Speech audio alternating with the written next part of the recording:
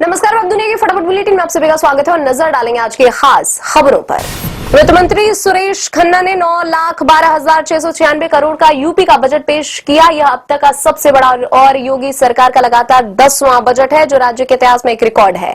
अगले वर्ष होने वाले विधानसभा चुनाव के मद्देनजर कई लोक लुभावन घोषणाएं भी की गई हैं।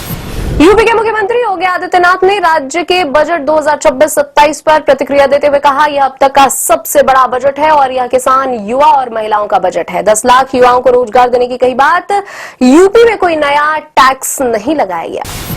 योगी सरकार ने बजट में सामाजिक कल्याण योजनाओं को विस्तार देते हुए बेटियों की शादी के लिए दी जाने वाली सहायता राशि बढ़ाई। यह राशि 50,000 से बढ़ाकर सीधे 1 लाख रुपए कर दी गई है।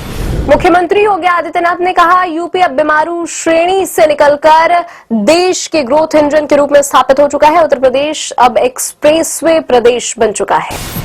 पाकिस्तान के सांसद मुख्यमंत्री योगी आदित्यनाथ की आर्थिक नीतियों की सार्वजनिक प्रशंसा की। पाकिस्तान के 1 वर्ष पुराने वीडियो में वहां के सांसद ने दिया संसद में भाषण। पाकिस्तान की फेडरल सरकार के आंकड़ों से उत्तर प्रदेश के बजट और टैक्स आय की तुलना।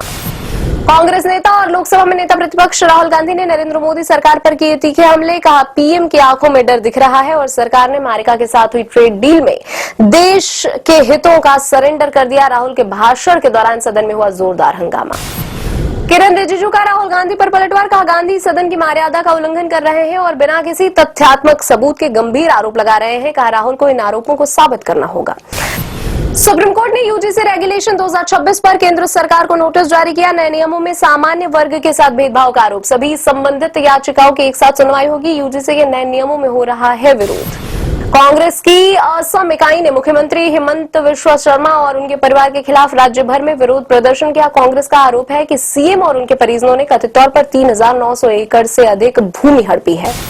लोकसभा में बजट पर चर्चा में भाग लेते हुए कांग्रेस सांसद राहुल गांधी ने कहा, हमें अपने लोगों, डेटा, खाद्य आपूर्ति और ऊर्जा तंत्र की सुरक्षा करनी होगी। बजट में इस बात को माना गया है कि ऊर्जा और वित्त को दुनिया भर में हथियार बनाया जा रहा है, लेकिन इस बारे में बजट में किसी कदम का उल्लेख नहीं है।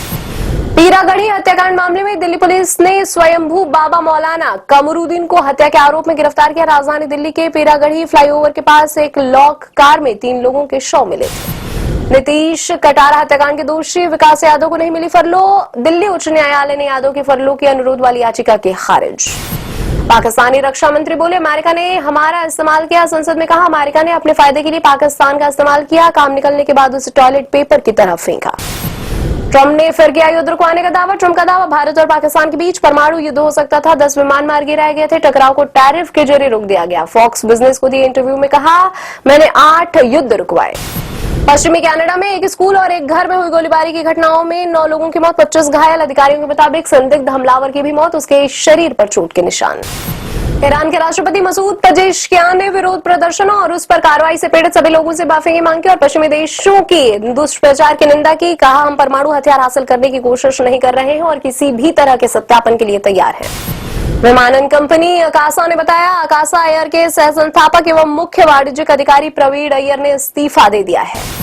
शेयर बाजार में तेजी पर ब्रेक। बीएसई सेंसेक्स 40 अंक गिरकर 84,234 अंक पर हुआ बंद। निफ्टी निफ्टी भी 19 अंक चढ़कर 25,954 अंक पर हुआ बंद। अमेरिकी डॉलर के मुकाबले रुपया 14 पैसे टूटा। सनी देओल की फिल्म बॉर्डर 2 का जलवा बॉक्स ऑफिस पर बरकरार। फिल्म ने 19वें दिन किया 2.4 करोड़ का कलेक्शन। बॉर्डर 2 का टोटल कलेक्शन हुआ 314 करोड़ रुपए। वर्ल्ड वाइड कलेक्शन 426 करोड़ रुपए के पार।